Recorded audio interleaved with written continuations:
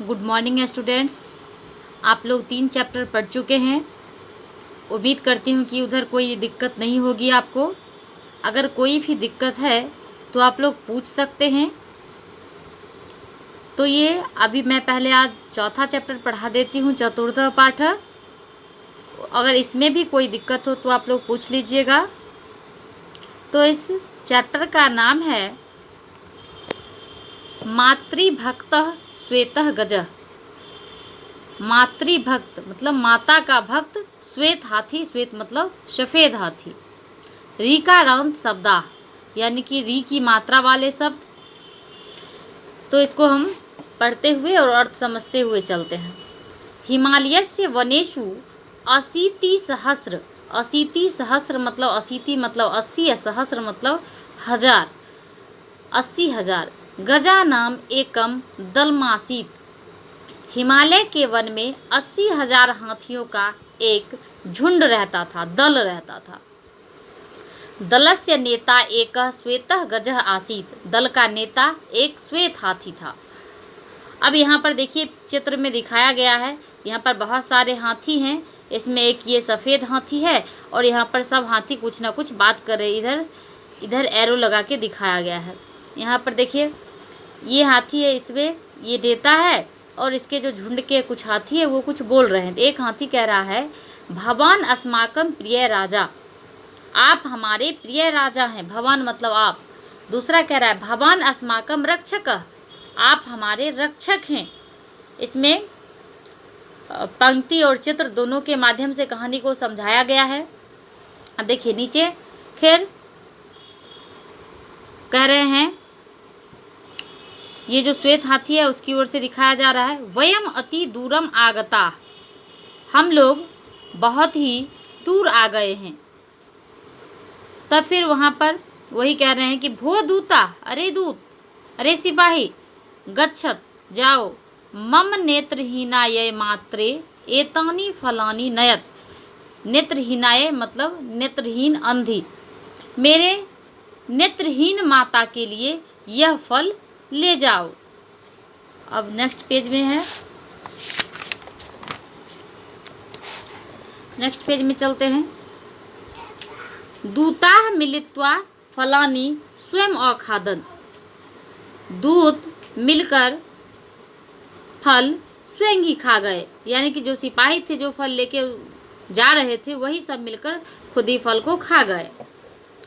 अंधा माता भोजन बिना बुभुक्षिता आसीत। बुभुक्षिता मतलब भूखी। अंधी माता भोजन के बिना भूखी थी।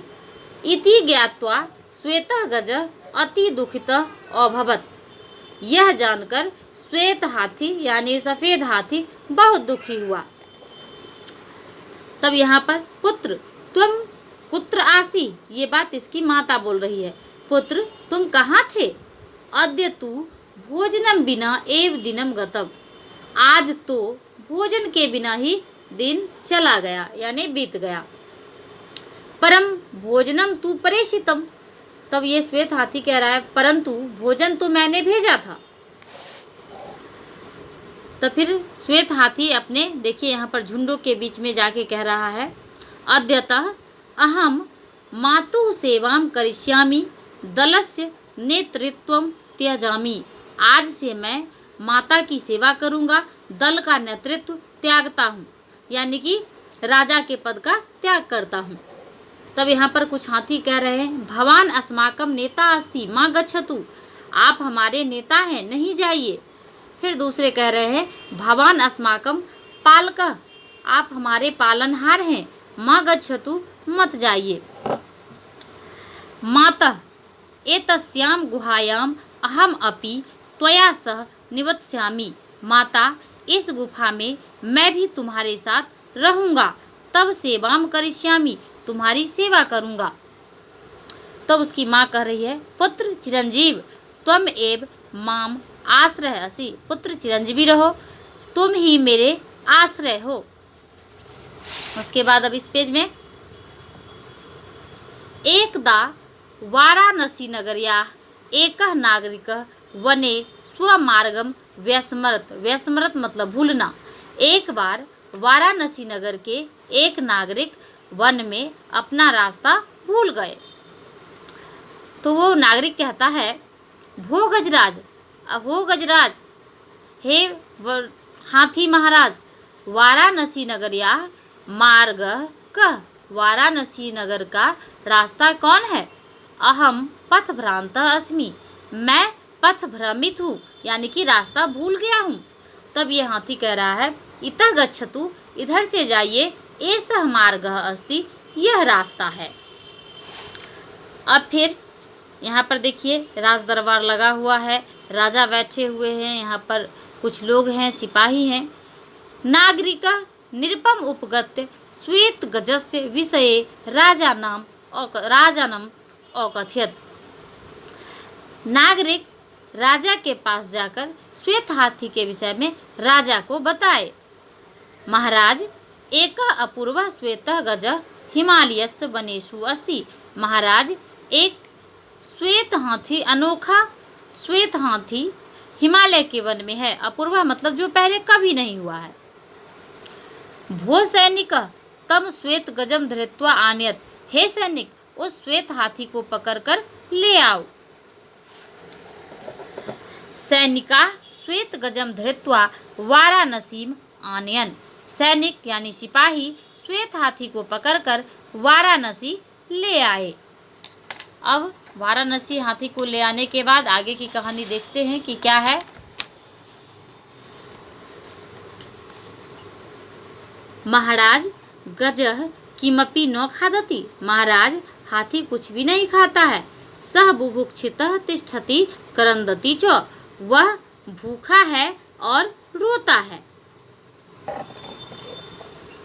अहम एव गत्वा पश्यामि। तब महाराज कह रहे हैं, मैं ही जाकर देखता हूँ।